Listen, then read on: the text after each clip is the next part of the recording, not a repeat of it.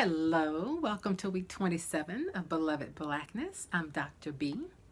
So we've been talking the past few weeks about Dr. Wade Noble's structure of culture and the different layers of culture. And we are currently on the upper layer, the top layer of manifestations, and we've talked about aspects and factors.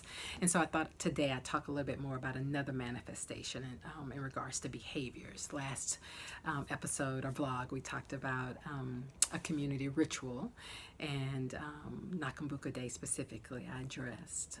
And today we're going to talk about the behavior of call response. So some of you may be familiar with this notion of call response. When someone who's speaking says something, those who are listening or those who are in the quote audience, or traditionally we've seen this in predominantly black churches, where in the black church the preacher will say something and then there'll be a response from the congregation. So the preacher may say, and so I know such and such and such and such, and then the audience will say, yeah, amen. And so that's call response. We even see it in the movie theater where something happens on the screen and the audience will, if there's a black audience, will say something back to the screen while the action and the dialogue is still taking place.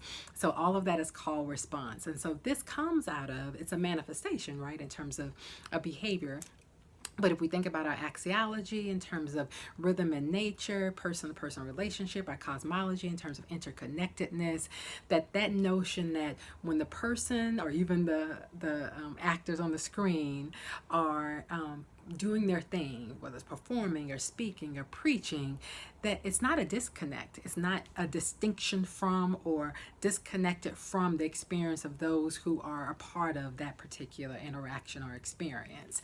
And so it comes completely out of our cosmology, completely out of our way of being in the world, where there's an interconnectedness between those and a rhythm between those who are actually expressing and those who are on the receiving end, and then they get to express back that they got it.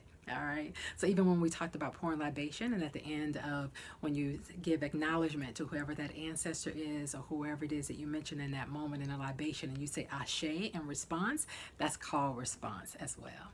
All right. So think about this week some ways in which you've seen call response in your community or in your family, and highlight that and value what that means in terms of our African cultural tradition of interconnectedness, that we aren't static individuals separate from experience, but all these experiences we are intertwined with and experiencing together, from person to person or community to, if it's a congregation or an audience, community to the person speaking. All right. Until next week. Bye.